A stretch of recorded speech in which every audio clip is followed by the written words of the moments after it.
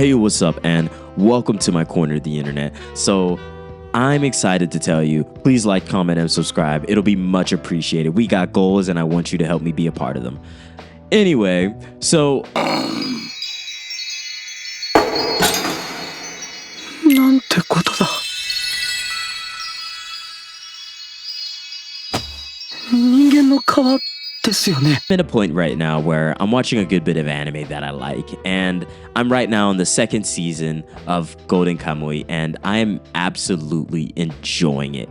It is one of the favorite things I've started watching within the last new year, because I've been watching a bunch of different stuff, and you're definitely going to see the videos on them.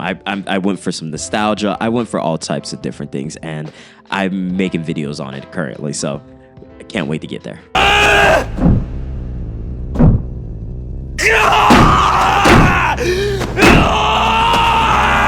But this video is about Golden Kamuy, the second season. You know the vibes. I'm gonna put up the names that matter and are the flavors that gave us this great meal that we're eating with at the moment. So this second season is 12 episodes, and it is still jam-packed with the same greatness that Golden Kamuy gave us before. The outlandish humor, the interplay of cultures, the hilarity within the mix of horror that comes within this anime is all nestled into each and every episode, and you enjoy it. But now, within the second season, we got some answers, and I'm going to put a good bit of those spoilers into the latter half of the video, and I'm going to make sure to warn you before I even talk to you guys about it.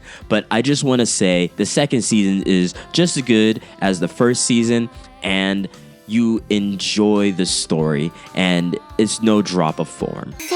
脳みそは嫌いか？食っていいものなのかいそれ。杉本、ヒンナだよな。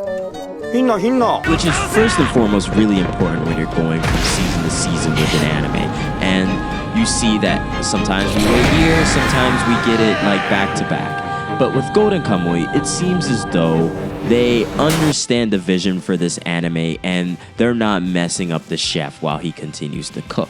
So within the second season, we have different characters working together. Sugimoto is now running around with Toshijo Hijigata, and sorry if I'm butchering names, I apologize. I'm trying here, I'm going to be going to Japan sooner or later, so I'm trying to, get it, just try, The story is adding different characters. We're meeting other tattooed prisoners who have escaped and made their own lives within this world.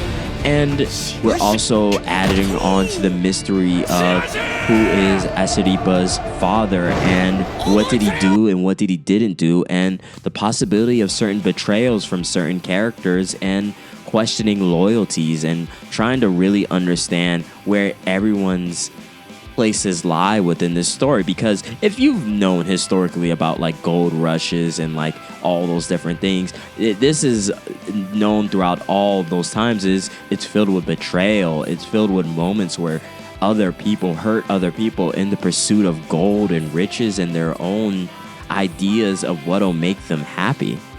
And that's what you get in this story. You get several betrayals. That's not a spoiler. That's just knowing history. And then there's references to different characters that, again, as what I've mentioned previously in some of the other videos, Golden Kamuy continues to add on the historical, add on the culture of the Ainu, and then add on the cultural context of what's happening in the world at this time and the characters that play a part within this historical event. The Hokkaido way of life, the culture is so interesting. It's so intertwined with the ideas of what Asaripa holds dear, the moments with her grandmother, the moments where she thinks about her father, the moments where we see the play of fortune telling from another character, and it's all there and it meshes together so well. It's so interesting how Golden Kamuy is able to hold on to so many different aspects of a story, and it all hones in together when we speak of the spiritual, and then we get into the harsh realities of the choices of men, and we get into the trauma of certain characters that plays a part in the choices or the people that they even kill.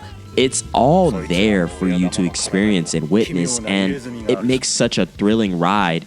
And side characters get their moments, and we get understanding, and even the jokes of some of the side characters, even some of our villains' side stories and some of their moments is actually kind of hilarious. It's definitely grotesque, to say the least, but it's enjoyable because you're like, oh my god, this anime has primed me for such devilish humor and characters that are pretty memorable, even though they're like definitely like freaking terrible. 足だよ。なんだ義足か。ただの規則ではない。 And I think that's like the secret sauce of like Golden Kamuy, balancing this brutality and like men's terrible nature with the jokes and humor and the familial meals that are had between the meshing of Japanese culture and the Ainu. There's so many different things that are going on, and then there's the conversation of the independence of the Ainu. Now, this is just mentioned throughout the anime, and it's interesting how a lot of these topics are there and the interplay of different people's resolves. And throughout this anime, we do find out reasonings for a lot of the story. We see why Asiripa is who she is and considers herself the new Ainu, like the leader of what the Ainu should be. And we find out certain things towards the last episodes, and they're bangers. They ramp up the violence higher and higher and higher, and the payoff is so incredibly satisfying, and the betrayals make it even more satisfying. This anime has this ability to ramp up, and I don't feel fatigue from it because we just get there and you're expecting something bad to happen. You're expecting some of these things, but you're so excited to see how it unfolds, and you're seeing the answers that comes from it and the new circumstances we have to deal with from said consequences, you know?